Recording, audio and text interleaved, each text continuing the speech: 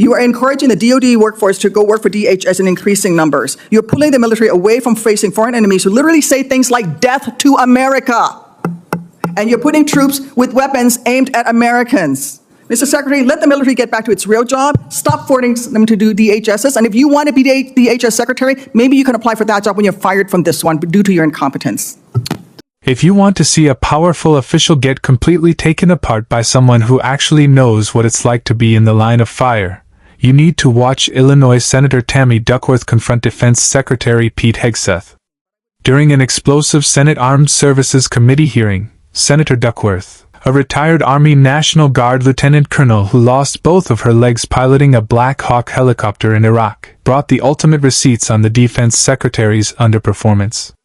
Duckworth didn't just attack the department's policies. She used her deep military background to strip away Hegseth's strategic credibility. From exposing highly classified security leaks over private text apps to calling out massive financial waste and an alarming plot to deploy active-duty Marines into American cities, Duckworth delivered a devastating assessment of the Pentagon's current leadership.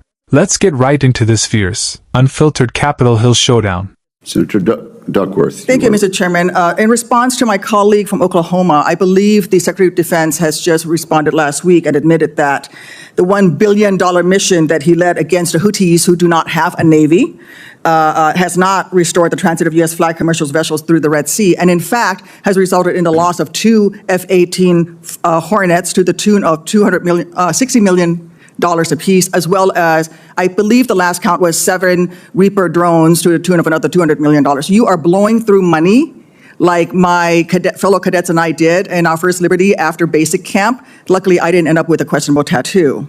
Your failures, Mr. Secretary, since you've taken office has been staggering. You sent classified operational information over Signal to chest thump in front of your wife, who, by the way, has no security clearance, risking service member lives in the process. You blew the $1 billion fight against the Houthis, whom, again, as my colleague says, has no navy, and yet you lost all of those aircraft. You've created such a hostile command environment that no one wants to serve as your chief of staff or work with you in other senior DoD leadership roles. But what we should all be talking about, more than all of this, is that you have an unjustified, un-American misuse of the military in American cities, pulling resources and attention away from core missions to the detriment of the country, the warfighters, and yes, the war fighting that you claim to love. I don't know if this is because you are too inexperienced and incompetent to understand the real threats facing our country, or if it's because you are just an unqualified yes man who can't tell the president how to keep Americans safe. You are focusing on renaming bases for Confederate generals. You said just now to Senator King that to a man and to a woman, we would rather be associated with the old Confederate names. Well, I am one of those women. I served at Fort Rucker, Alabama, a base that was named for a traitor who took arms against the United States of America, led troops who killed Americans. It was renamed from Mike Novosel, a Medal of Honor recipient, who in his citation for the Medal of Honor includes that he saved 29 American lives, to include hovering backwards in a helicopter towards an enemy bunker where a wounded American was laying and saved that person, including after being taken fire himself. I know a little something about what it takes to fly a helicopter when you've been hit by enemy fire. That was heroic. I'd rather be associated with Mike Novosel than a failed Confederate traitor. I don't know whether you are inexperienced or too incompetent, but I wonder when you will actually focus on our nation's warfighting mission. We know that California is just a deliberate, systematic, political, and dangerous campaign led by you. We should not be using our military to play cops against Americans. General Kane, as chairman, a key part of your job is to coordinate military planning across the joint force. Is the department currently incorporating into any military plans expanding the use of the reserve forces to include the National Guard or active duty troops to support domestic law enforcement, including in other locations in the United States? Senator, you know, we careful. No, General. Well, it's not really a yes or no question, Madam Senator. We plan all kinds of different things. I think it is a yes or no question. I'm not aware of anything, but the reason why I'm answering is the tags may be looking at something that I'm not aware of. What are you doing at your level? You're not aware of that happening at your level? Because we know that on his first day, President Trump directed U.S. Northern Command to revise its unified command plan to add new planning requirements to combat, and I quote, criminal activities. A series of follow-up executive orders continue to redirect DOD priorities to supporting domestic law enforcement, including one in April that tells DOD, and I quote, use national security assets for law and order. In other words, do law enforcement's job. I'd like to enter these executive orders into the record, Mr. Chairman. Is there objection? Without objection, so Secretary ordered. Hegseth, you say you are focused on warfighting and warriors. These are your words. Yet you are diverting untold DoD resources and attention to a fundamentally non-military mission of domestic policing. Across the country, we have qualified police officers who are trained for that mission. They know those streets better than the Marines you deploy to Los Angeles, who normally focus on the Indo-Pacific. And you recently approved 700 more troops in 3 other states to do admin and logistics works for ICE. You say all of this is valuable training, but I would much rather have our troops do tough, realistic training relevant to high-end combat. Instead of typing in spreadsheets for ICE, they should be conducting live fire maneuver exercises. Instead of patrolling American neighborhoods and standing in front of federal buildings, they should be rehearsing call for fire missions. We have local police who can stand in front of those federal buildings. And the list of distractions goes on. You are encouraging the DoD workforce to go work for DHS in increasing numbers. You're pulling the military away from facing foreign enemies who literally say things like death to America. And you're putting troops with weapons aimed at Americans. Mr. Secretary, let the military get back to its real job. Stop forcing them to do DHSs. And if you want to be the DHS secretary, maybe you can apply for that job when you're fired from this one due to your incompetence. The confrontation ignited instantly when Senator Duckworth used her opening remarks to mock the department's recent spending habits, comparing Hegseth's fiscal discipline to a brand new cadet blowing through cash on their very first leave. But the humor quickly turned into a relentless list of serious institutional failures. Duckworth slammed Hegseth for a massive operational security scandal, revealing that he had sent highly classified tactical information over an unsecure personal messaging app just to show off in front of his wife, who held absolutely zero security clearance.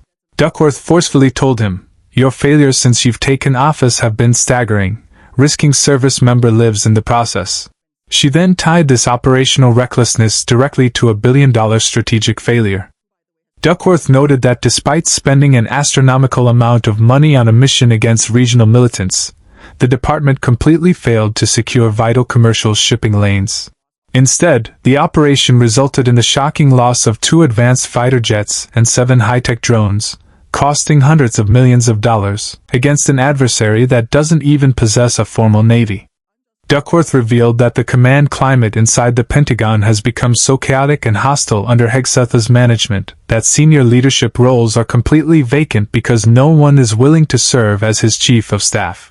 But the most chilling part of the hearing came when Duckworth exposed a systematic effort by the administration to pivot the United States military away from foreign adversaries and toward domestic policing. Duckworth brought out recent executive orders directing national security assets to enforce domestic law and order, and she grilled top generals on why active duty troops and National Guard units are being trained for domestic operations. Duckworth exposed the extreme damage this causes to troop readiness, noting that active duty Marines who are supposed to be focusing on high-end combat prep in the Pacific are instead being deployed to Los Angeles to handle administrative spreadsheets and paperwork. She argued that instead of patrolling American neighborhoods, American troops should be engaged in live-fire maneuvers and realistic combat preparation. To deliver the final coup de grace, Duckworth targeted Hegseth's controversial defense of keeping Confederate names on U.S. military bases. Drawing on her own history, Duckworth noted that she proudly trained at a base formerly named after a Confederate general who fought against the United States. She praised its renaming to honor Chief Warrant Officer Michael Novosel, a legendary Medal of Honor recipient who heroically flew his helicopter backward under intense enemy fire to save 29 American lives. Standing firm as a veteran who survived being hit by enemy fire herself, Duckworth looked directly at Hegseth and declared that she would infinitely rather be associated with an American war hero than a failed traitor. She wrapped up by telling the Defense Secretary that if he wants to act like a domestic police chief, he should get out of the Pentagon and go apply for a job at the Department of Homeland Security. Senator Tammy Duckworth just gave a masterclass in holding accountability over the defense establishment. When a combat veteran steps up to remind the Pentagon that the military's job is to protect the nation from foreign enemies, not to act as a domestic police force or leak operational secrets, the entire country needs to tune in and listen. What do you think about Tammy Duckworth completely cornering the Defense Secretary over military readiness and domestic deployments? Did she successfully expose dangerous mismanagement at the top of the Pentagon, or do you think the department's current strategies are justified? Let me know your thoughts in the comments down below. Independent oversight is absolutely critical right now, and your voice matters. Help us defeat the platform's suppression of political accountability by slamming that like button and sharing this video across your feeds. Make sure to subscribe and turn on notifications so you never miss our breaking coverage. Thank you so much for watching, and we'll see you in the next one.